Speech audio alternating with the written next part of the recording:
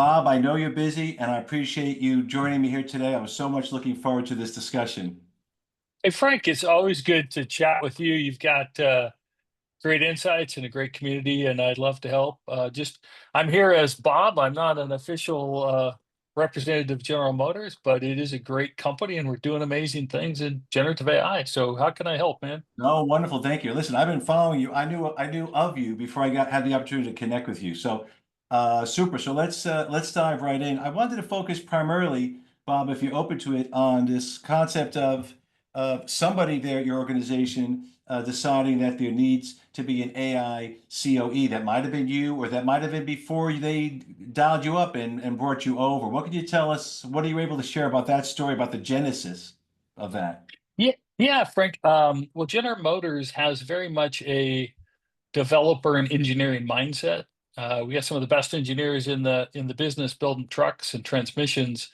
And so, as we think about the leadership, this is actually sort of the second incarnation of the AI Center. John Francis, who came to us from Starbucks and Nike and lots of other cool places, said, "Wouldn't it be cool if we had a center of excellence around AI?" And as generative AI came to the fore, and it's really quite different than what I would call machine learning or kind of the more science-based, easy to verify, but non-generative. Brought in a team. So Brian, one of the architects of Deep Brew at Starbucks, a guy named Brian Ames, um, is the leader with Ian Gibbs, who is a returning fellow to GM and also was at Amazon and built some very cool Gen AI services. So we are a center of excellence. We're kind of like Switzerland. We love everybody. We try to be kind and rewind and help people get gooder, right? So, I love it. I love it. And this is another thing I'm always intrigued to learn. Where in the organization are you plugged in? Is it up through IT? Is it more, you connect to a process owner or operations, or where do you plug in the organization? yeah, it's a great question. Well, so the data science organization led by John Francis has the mantra that great data, great science, I probably would add also great compute and maybe some GPUs, helps the whole organization. So we actually report up through strategy and innovation, up to Alan Wexler, who runs strategy, and then to Mary, our CEO. So our job is to be useful to the whole company, but make sure we start with our data scientists, because as you know, at General Motors, the magic is in the data that is locked in those machines and cameras and process equipments and things that started back when George Washington was still building cars, right? So, Right. yeah. That's for sure. And maybe hopefully if we have time, we could touch on that. But just staying with the theme of the COE. So at one point they brought you in and they dialed you up. And what interested you in the role, and what is the role? Well, the exciting part is I love to help create roles with my customers. So my background is in data science and in cloud, things like quantum computing and blockchain and other emerging technologies. I've been running towards complexity since I was in short pants.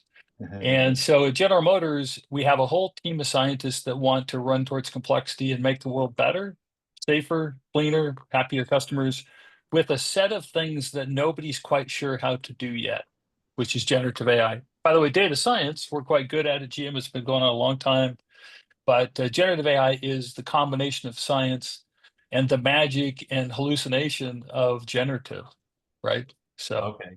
Right. No, that's a good point. That's a good way to describe it. I've never heard it described that way. How are you, again, with what you can share, how it's a great gig and a lot of people would like that job. It sounds very exciting. How are you measured? Well, we're measured by bringing value to the business, and we start each conversation with each customer, and we have customers across lots of the business. We start with coordination with first John Francis, our chief data scientist, and then we have a wonderful guy, Barak, who came to us from Cisco and Google. He and his team shipped the translation AI that is Google Translate. So he spent a decade building this. He's a great scientist, a wonderful fellow.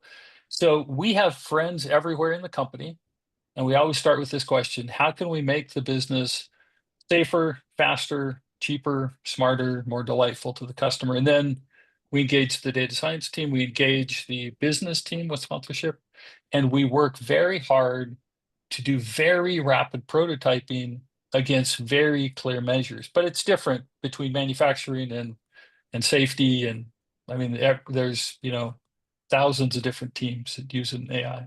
So. No, super. And how would you describe, I speak to different people, both business leaders and technology leaders in this very exciting and some days daunting space, can be overwhelming, right, with all the changes. But how would you describe your philosophy, if you will, on this? How do you approach this? Everybody has kind of their own style.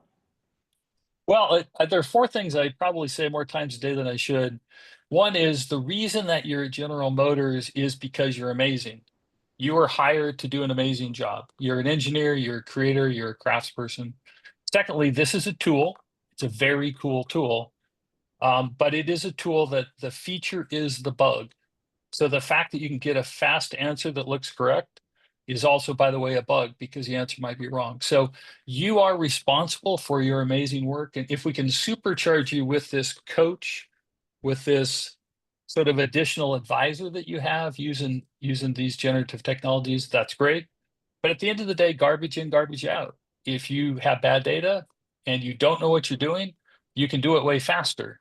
If you're amazing, you have amazing data, you can be even more amazing. So I like to be kind, I like to be clear, but I also like to say you are the owner of your product. And that is the most important thing to remember about generative AI for all of us. No, So. wonderful. That makes sense. I have found, Bob, in my discussions and meetings with business and tech leaders, this is oversimplified. So you may not like my categorization, but I have seen out there, and I continue to see, there's kind of one camp of folks within, let's say, Fortune 500 land that are very excited about AI and they're chomping at the bit. And I'm sure when you say, hey, let's meet next Tuesday, they're like, oh, this is going to be awesome. There's that group. There's the other group that maybe they're ducking your calls because they're either fearful or they just don't like it. And there's probably this third group that's maybe it's neutral. Maybe they're somewhere into so, hey, I've seen a lot about AI. I'm not for or against. I'm agnostic. I'd like to learn more. Is that close to your experience? And how do you deal with each of those groups differently? Well, Frank, what I've discovered is everybody's got an opinion, and if we don't have data, everybody's opinion is as good as anybody else's. So I like to break it down and say each of these three camps are correct based on their experience. But there's lots of ways that I would call it putting the process around generative AI, because by the way, AI, I'm going to take machine learning as an example, is something that we have as scientists. I mean, I'm a senior data scientist and I've spent my life in cancer research and other areas. We know how to get answers that are better over time. We know how to prove that drift and area under the curve and algorithm selection and all that kind of stuff that doesn't get you invited to parties, right? So the new world, people are concerned because every company that comes into a big enterprise says, we have this thing called AI. It's super cool. You can see it. Look, you're going to get an agent. It's going to be wonderful. But remember that nothing changes scientific rigor, engineering discipline. I call it careful coding. It's actually a framework I've been working on, which says all the things we knew before, we still need to know who's the customer, what's the technical spec, what's the vision, scope, project plan, work plan, how do you measure it? And vibe coding is kind of like, let's drop down in the middle, have fun, write some code nobody can understand. And so when you don't apply the same rigor to generative AI that you do to regular AI, you get in trouble. But all those people are right. And me with Google, who's a great partner along with Microsoft and Amazon at General Motors, they talk about AI 101 literacy. And we've really invested a lot at General Motors in explaining what it can do, what it can't do, and what the constraints are. And I think, by the way, that might be your most important thing is learn what's true so you're not fighting about opinions. That'd probably be helpful. So. Oh, wonderful. No, wonderful. Great. Great point and great advice. Now you mentioned some of the partners you have out there, Google, Microsoft, Amazon. How do you balance the benefits of working with a proven partner that's an established player, with the fact that there's also some really cool tech amongst up and comers that are total strangers, which could be higher reward, but also could be higher risk and uncertainty. Do you have any sense or desire of a mix in your portfolio? We do. Well, we start by hiring great talent. So John Francis I think, just a few weeks ago, won, I think, top in the top 100 chief data officers in the world. Barack, who's just come to us, is an amazing AI leader. If I look across Dave Richardson org, we have some just tremendous folks. So we start, by the way, with the most important thing, which is hire really good people that know stuff right here, right? Secondly, we need to be kind as we evaluate. Humility is a good place to start, Frank, because what I say on this podcast today in June, early June 2025, by the way, just check it out 6 months from now. I'm sure I'm going to be wrong about some stuff because it's changing so quickly that it is a feature race that I was on with a vendor who wanted to sell us something this morning, and we said, both Microsoft, Amazon, Google, Anthropic, go down the list. They all just gave us that feature set at Build and Google I/O like 2 weeks ago. So thank you. So it's about being kind. The other one is we spend a lot of time as engineers seeing what's true. And I like to say if I see it with my own two eyes and do it with my own two hands, I believe it 50% of the time. So we trust but verify. The other thing is we've got some great partners that are telling us what the roadmaps are so that we don't have to invest in things we're going to build that they're already going to build. So I think great partnership, great humans is the part. Then was we're all going to become better at discernment. We're going to have to be better editors and directors of our business because some of the mundane tasks have gone away, but now we have some higher level thinking we got to, figure out. That makes No, sense? no, absolutely, my friend. Thank you. And just I guess the final question I have, at least for this segment, for you and I, is, there are a handful of people within our global membership network that are considering, or leadership is on the fence about this concept of an AI COE. Should they do it? Should they not do it? What is your advice to those who will be seeing this discussion we're having? What is your advice to them? Well, so a COE means Center of Excellence. Sometimes, by the way, it's not always excellent when it starts. It might be a center of we're not quite sure yet. But I would say go early, hire some thoughtful people that know engineering, but also who have global curiosity and have good taste and who are nice people who know what quality looks like. Because a few people that are rushing into the breach before everyone else, we can rush towards complexity quickly and make some decisions. So we do things at General Motors like some early look programs and alpha teams and other things. Our COE is a pretty small COE, but because we are a coalition of the willing across the company, we have huge power to do better together because of kindness and collaboration and trust. And you never underestimate the power of a small group of humans to do amazing work if they truly want to. So Oh, wonderful, wonderful. Bob, thank you so much for your time today, and thank you for sharing your insights. I really appreciate it, my friend. always have time for you, Frank. Thanks, man. Keep up the Thank good you so work. much. Cheers. Okay, hang tight. I want to do, first of all, that was awesome, awesome. I want to do a transition. Can I get like 7 minutes of bonus time with Bob Rapp? Sure. Yeah, fine. Okay. Yeah, Um, my last meeting of the day before I go okay, on a super. hike. So Yeah, it's the same with me. I got family dinner after this. So if I can, because I'd love to get two segments out of this while I have you, talk about agentic, okay? yeah, So I'll have Ben edit this, but I'll say hello again, and then we'll talk about agentic, okay?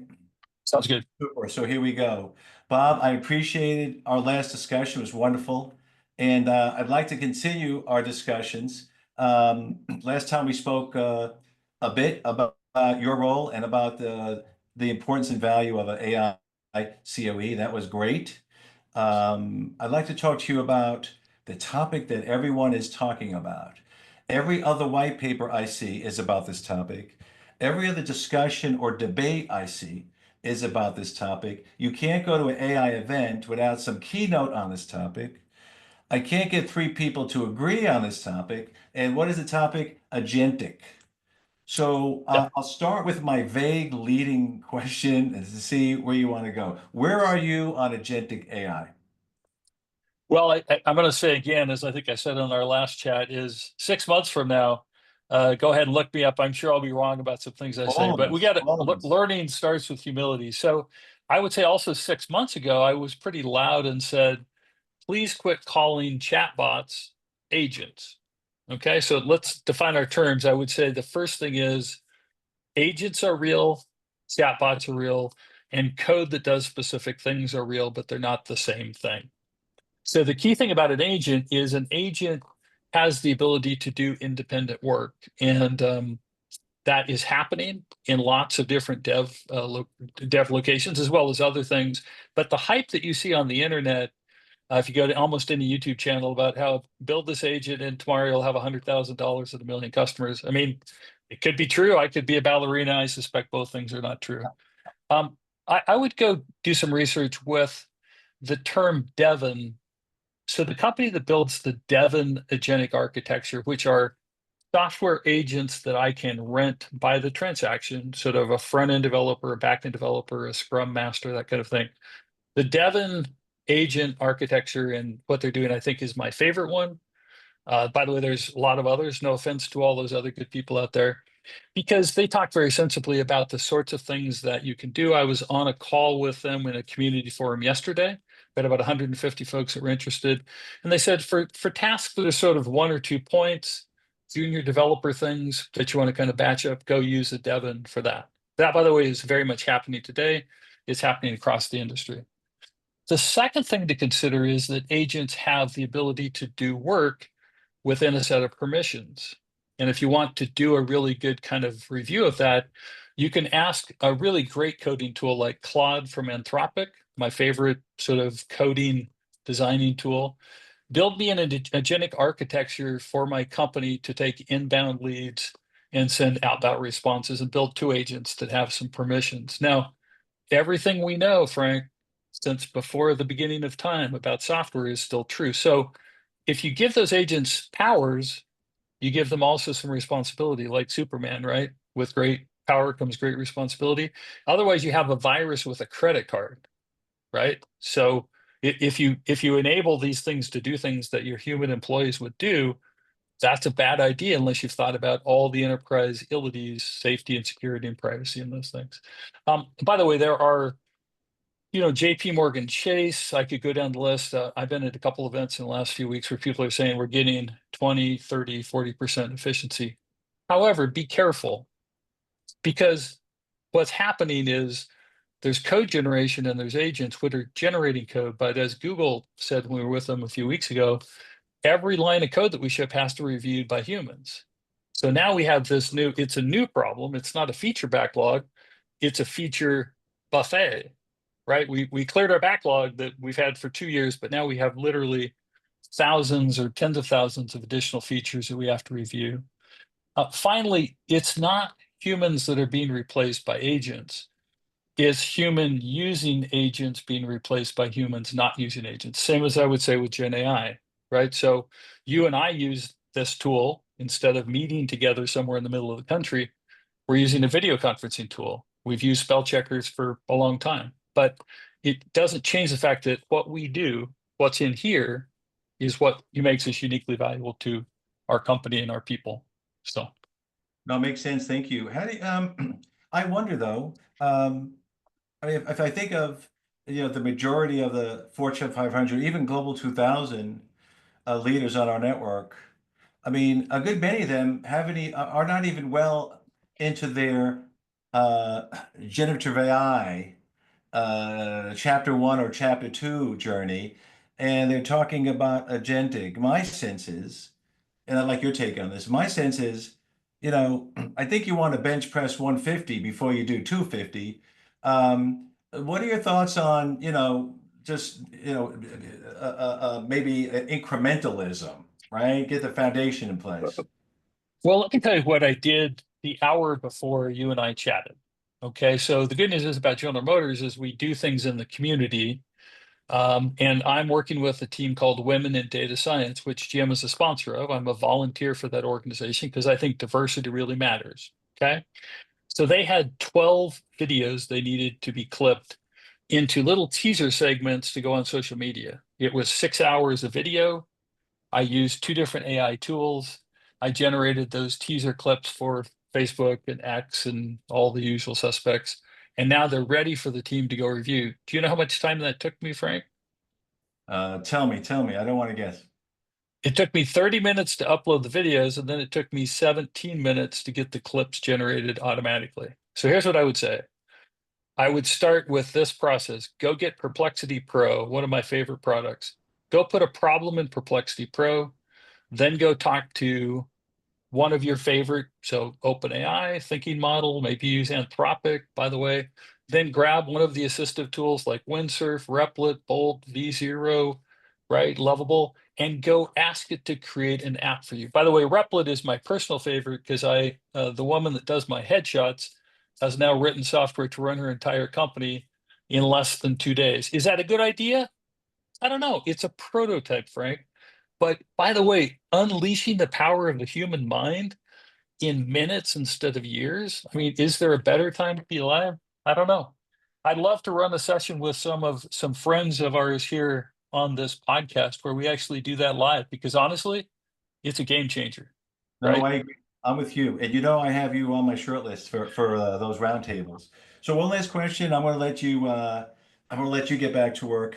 Um, is if you think about just where this is going, software that is not only generative in nature, but that has agency, if you will. And now, even with empathic AI and some of the projects I'm involved in, I like to say AI no longer has a brain, it's only a brain, it has a heart, right? Yep. Um, my feeling is the distinguishing between a worker and a piece of software that it's getting fuzzier, right? You're trying to talk about software that can get work done. Do you envision a point where this, let's say, fast forward a year from now, you and I are talking. Um, do you think we'll be looking at this as software, or do you think we'll be looking at this as an alternative, let's say, force multiplier for the workforce? I think it's all of those and maybe things that we haven't recognized. So I'll tell you what I do every morning. I do some meditation to get my mind right, to think better. And I'm on a health program. I use Noom. By the way, Noom is sort of an amazing tool that my wife and I use to lose weight and stay healthy. And most of the interactions I have with Noom are with agents or chatbots. By the way, there's a difference. Okay. The second thing is the biggest growth in agents that have changed people's behavior is in mental health and counseling. I've been working with some veterans in suicide prevention. I know you have been as well, Frank. And then the final thing is, do you know how long it's been that we didn't need pilots in airplanes? My friends at Boeing tell me it's been decades since we actually needed those people with the cool hats sitting there watching the airplane fly itself. But you notice something? Every time we get in the airplane, we want to make sure there are people flying the airplane. I think the way that humans delegate responsibility, oversee, and curate quality is going to make us able to be a force multiplier, sure, but it adds responsibility to what we're good at and what good looks like. And I think that, by the way, is why this is such a tremendous time to be alive, using agents to make humans superhuman. So Wonderful. Bob, this segment was as good as the first, and I'm not surprised at all. I appreciate you, and thank you for sharing your insights with our network. And look forward to speaking to you soon, my friend. Thank you so much. always a pleasure. Thanks, Yeah. Frank. Take care, bud. Thanks Bye-bye. again. Bye bye now. All right, Okay. sir. You're good. Thank you, my friend. I really appreciate that. Enjoy the balance of your evening, and I'll speak to you again soon. Okay. Bye bye All now. right. Well, take care. Bye-bye.